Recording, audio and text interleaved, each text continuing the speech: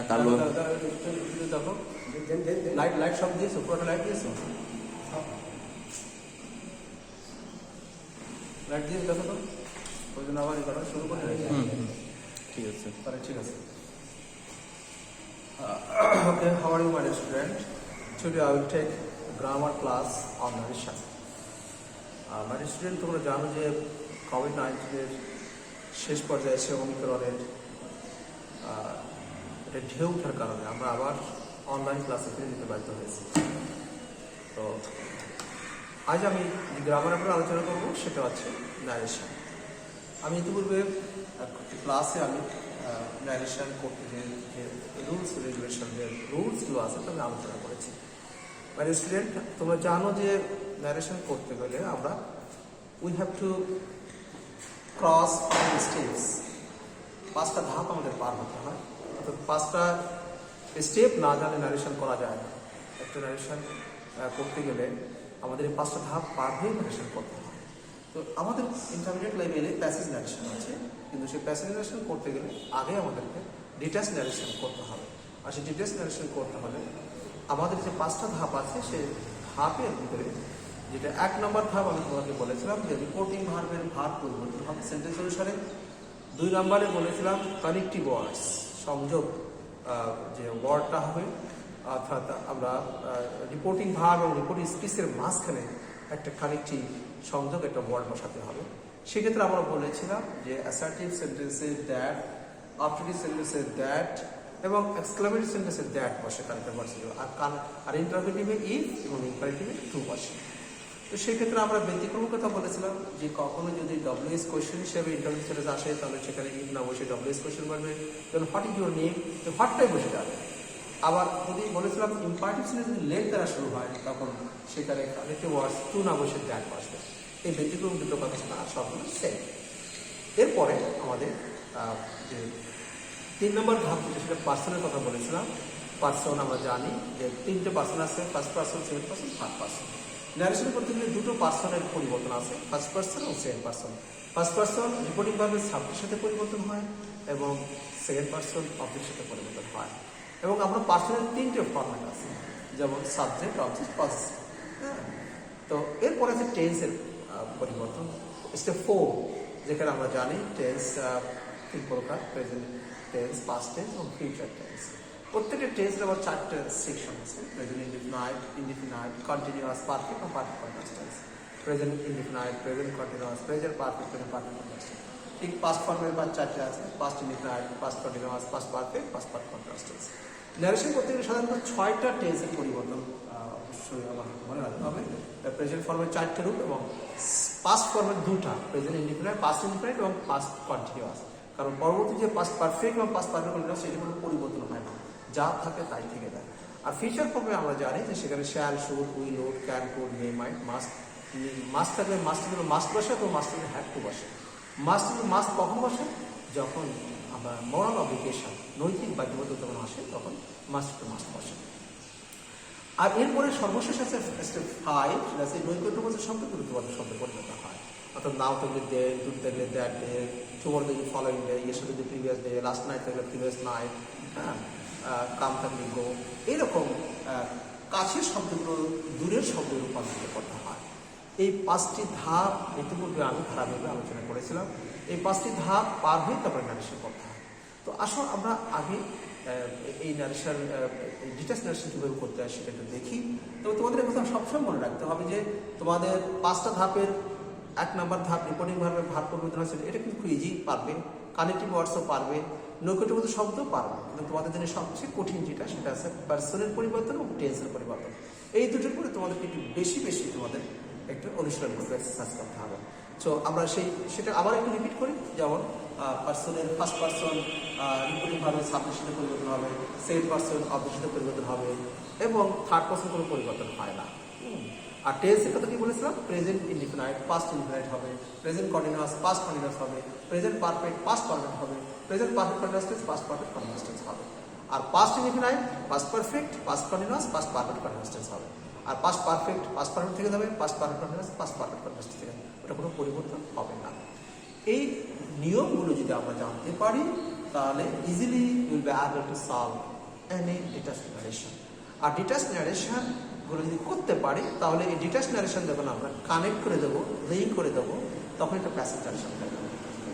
What is passive narration? Passive narration is nothing but the combination of some detached narration. তো detached narration যদি আমরা করতে না পারি তাহলে passive narration তো আসলে করার প্রশ্নই ওঠে না। হ্যাঁ, তো আমরা আসো আমরা যে ধাপগুলো আমরা দেখাচ্ছিলাম তার মধ্যে পার্সনের পরিবর্তনটা একটু আগে দেখায়, স্পেসিফিক ভাবে পার্সনের পরিবর্তন দেখো স্টুডেন্ট। দেখো suppose say to me, I need money. আমরা এই তিনটে নিয়ে প্রথম আলোচনা করব। আমাদের মনে রাখতে হবে নারেশন করতে গেলে যতবার পার্সন আসবে ততবার পার্সনের পরিবর্তন হবে, যতবার টেন্স আসবে ততবার টেন্সের পরিবর্তন হবে, যতবার নতুন শব্দ আসবে ততবারই নতুন শব্দের পরিবর্তন হবে, যতবার আসবে ততবার। তো আমাদের এখানে ফার্স্ট পার্সন হিসেবে আমরা জানি ফার্স্ট পার্সন 6টা। প্রথম হচ্ছে এই তিনটা, আই মি মাই। আই আছে ফার্স্ট পারসন সাবজেক্ট ফর্মে আছে, মি আছে ফার্স্ট পারসন অবজেক্ট ফর্মে আছে, মাই আছে পজিটিভ ফর্মে আছে। যখন তুমি নারেশন করবে তখন দেখবে এরকম হয়তো মাই বুক কিংবা মি থাকলো, হ্যাঁ, কিংবা আই থাকলো। যখন আই আসবে আমরা যেভাবে সাধারণত আমরা করবো, আমরা আইকে প্রশ্ন করবো, আই তুমি কোন পারসন? বলবে আমি ফার্স্ট পারসন। তুমি কোন ফর্মে আছো? সাবজেক্ট ফর্মে। তোমার সাথে কার পরিবর্তন হবে? বলবে আমি রিপোর্টিং ভার্বে সাবজেক্ট অর্থাৎ হি এসে এই জায়গাটা দখল করে। তো আই ও সাবজেক্ট, হি ও সাবজেক্ট, তাহলে নো চেঞ্জ। তাহলে আই জায়গায় কি হবে? আই জায়গায় হি বসে যাবে। এখন যদি মি আসে, মিকে যখন প্রশ্ন করবে কোন পারসন বলে ফার্স্ট পারসন, তোমার সাথে কার পরিবর্তন হবে? তাহলে হির সাথে পরিবর্তন হবে, সাবজেক্টের সাথে। মি তুমি কোন ফর্মে আছো? তাহলে আমরা অবজেক্ট ফর্মে আছি। তাহলে হি যখন এই মি জায়গায় দখল করবে তখন হিকে বলবো যে মি তো অবজেক্ট, তোমাকে তো অবজেক্ট দেবে, তোমার অবজেক্ট কি? হি বলছে আমার অবজেক্ট হিম, তো হিটা কি হবে? হিম হয়ে যাবে। আবার এখানে মাই সাথে হয়েছে, তো মাইকে বললাম মাই কোন পারসন? আমরা ফার্স্ট পারসন। কোন ফর্মে আছে? পজিটিভ ফর্মে আছে। তোমার সাথে কার পরিবর্তন হবে? সাবজেক্ট হবে। সাবজেক্ট এখানে উড়ে এসে মাই জায়গা দখল করবে। তাহলে হিজ মাই সে পজিটিভ ফর্মে আছে, তাহলে হির পজিটিভ কি? হির পজিটিভ হিজ। দেখো একেবারে ইজি, শুধু তোমাকে জানতে হবে ওই ফর্মেটে জানতে হবে পার্সনের যে পরিবর্তন, যেটা তোমাদেরকে একবার আমি দেখাইছিলাম, যে সেটা আমি আরেকবার একটু দেখে দিই, সেটা তোমাদের জানা থাকলে খুব সহজ মনে হবে। যে পার্সনের এই গ্রুপটা জানতে হবে, subject, object, positive, I, me, my, we, us, our, you, your, he, him, his, she, her, they, them, their, Rohim, Rohims,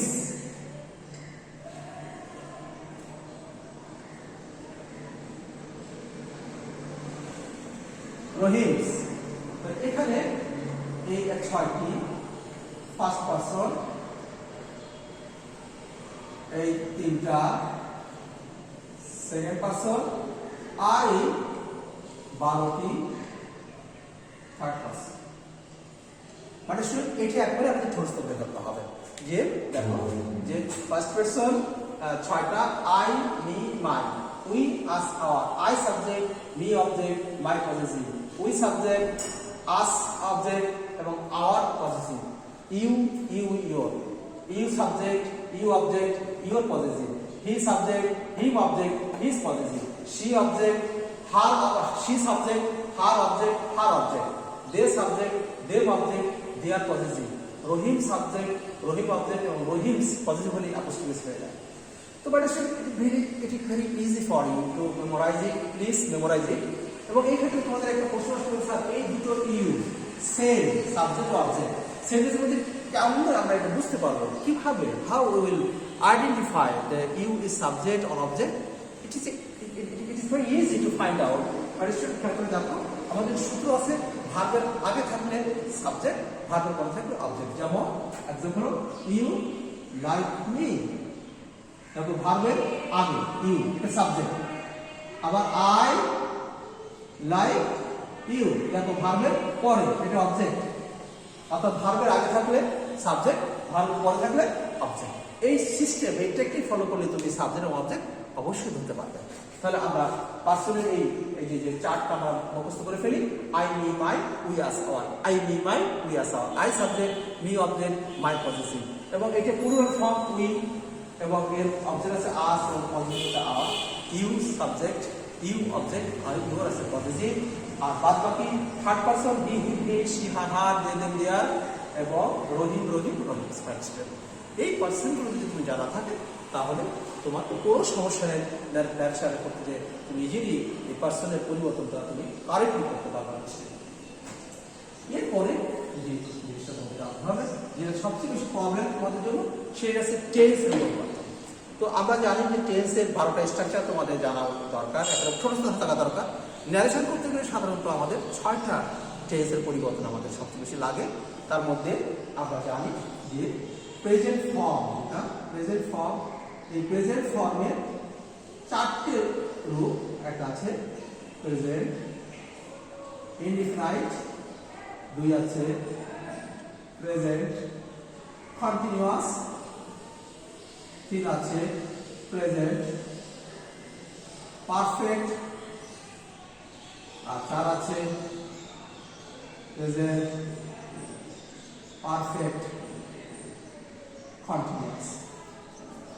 তো আমরা যদি এটাকে একটু স্ট্রাকচার দেখি, প্রেজেন্ট ইনডিফিনাইট আছে স্ট্রাকচার আছে subject plus VR, present continuous আছে subject plus am, is, are plus be plus ing, এটা স্ট্রাকচার আছে সাবজেক্ট প্লাস have অবলাক has plus v3,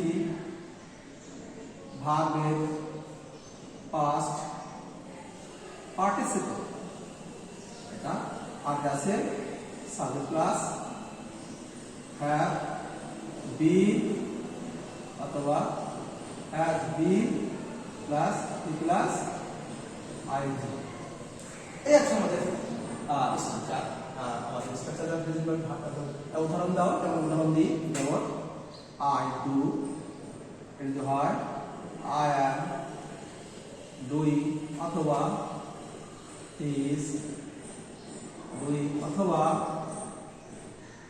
we are doing, এটা হবে I have done, অথবা he, she has done, আর এটা হবে I have been doing, অথবা he, she has been doing। খেয়াল করে দেখো যে present indefinite I do, subject plus be on that। হ্যাঁ, যদি কখনো কখনো এখানে সে হি আসে তাহলে কি হবে, হি ডাজ হবে। আমরা জানি যে present indefinite subject third person singular number নেই, এস বাই ইজ হবে। প্রেজেন্ট কন্টিনিউয়াস সাবজেক্ট মানে এ আমি যা, এই অবজেক্টিভ ভার্ব, এটা মনে রাখতে হবে। এরপরে ভি প্লাস আই, সবগুলো ভি প্লাস আই আছে।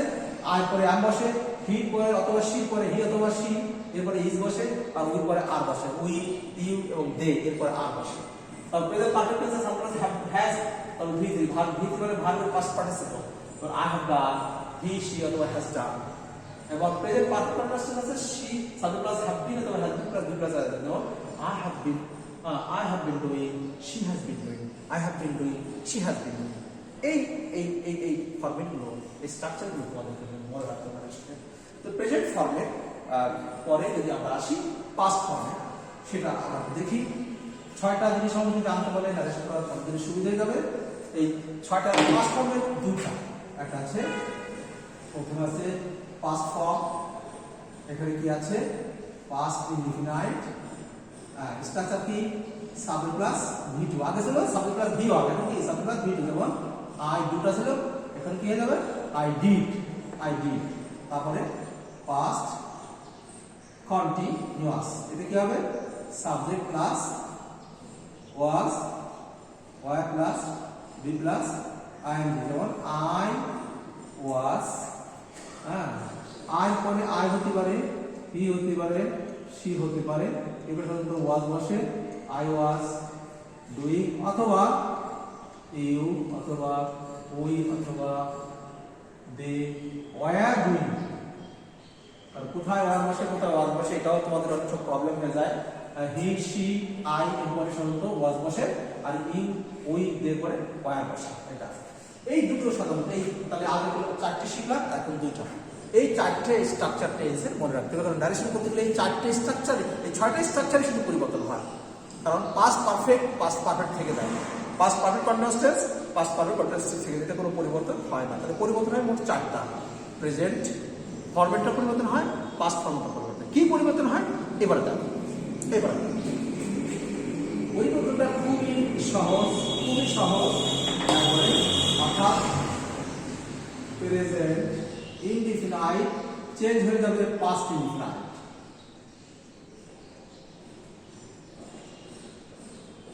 উদাহরণ যদি দিই তাহলে কি হবে, আই ডু হয়ে যাবে কি আই ডিড। এই ডু থেকে ডিড হয়ে যাবে, পরিবর্তন যখন হয়। হ্যাঁ, কারণ আমরা ন্যারেশন করতে গিয়ে সবসময় আমরা সেট দিয়ে, সেট টু দিয়ে আমরা শুরু করি। সেট টু মানে পাস্ট টেন্স, তার পরবর্তী ইনভার্ট কমার ভিতরে যত টেন্স আছে প্রেজেন্ট থাকলে সবগুলো পাস্ট হয়ে যাবে। অর্থাৎ প্রেজেন্ট থেকে পাস্ট বা পাস্ট থেকে পাস্ট পারফেক্ট এরকম একটা পরিবর্তন হবে। তো কি মানে কি হবে দেখেন, প্রেজেন্ট ইনডিফিনাইট হলে হবে পাস্ট ইনডিফিনাইট, তো আই ডু হলে আই ডিড হয়ে যাবে।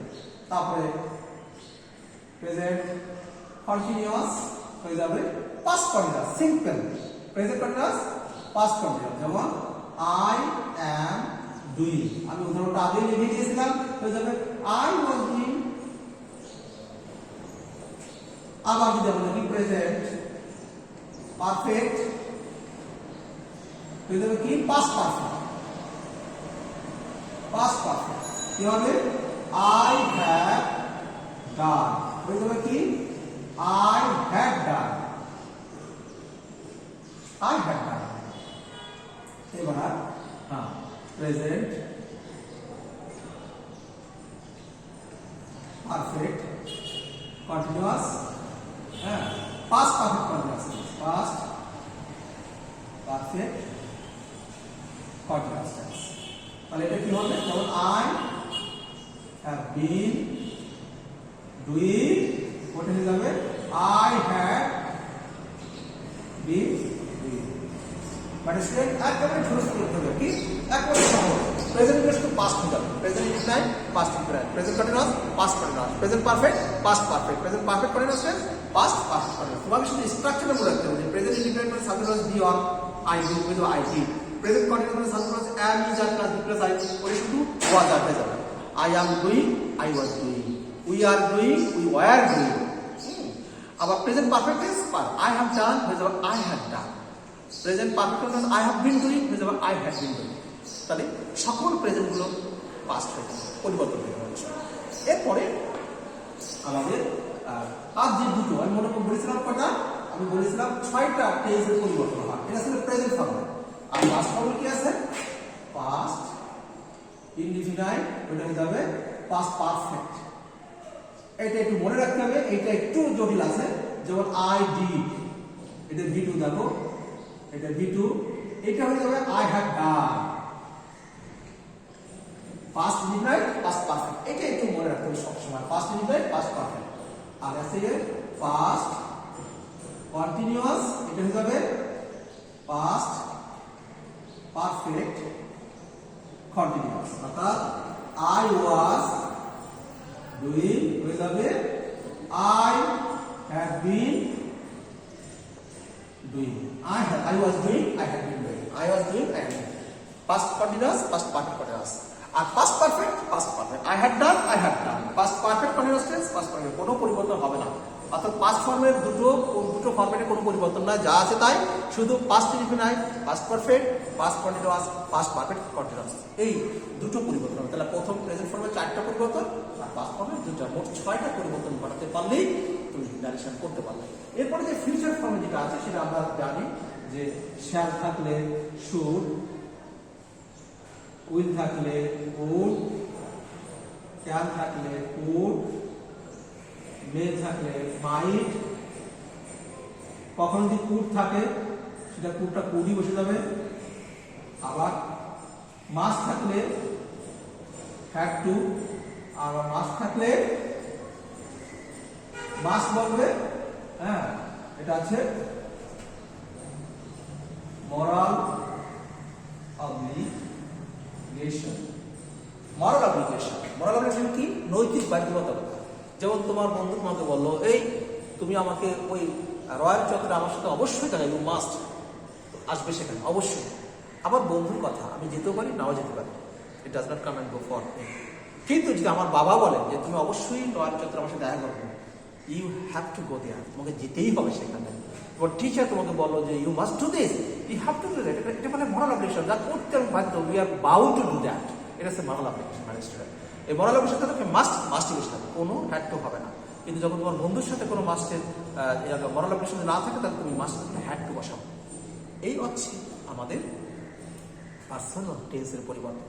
আর একটু আগে বলেছিলাম যে ধাপের যে ফিফথ স্টেপ যেটা, নৈকট্যবদ্ধ শব্দ, দ্রুতবদ্ধ শব্দ সবাই জানে যে টুমরো থাকলে কী হবে, ইস্টার থাকলে কী হবে, টুডে থাকলে কী হবে, নাও থাকলে কী হবে। এটা তো মানে আমি তোমাদেরকে শুরুতে বলেছিলাম যে ন্যারেশন করতে, যে তোমাদের টেন্স যে সেন্টেন্স, যে প্রথম যে রুলটা ছিল রিপোর্টিং ভার্বের ভাব পরিবর্তন হবে, অর্থাৎ যেটা আমি যদি দেখাই, দেখো সেটা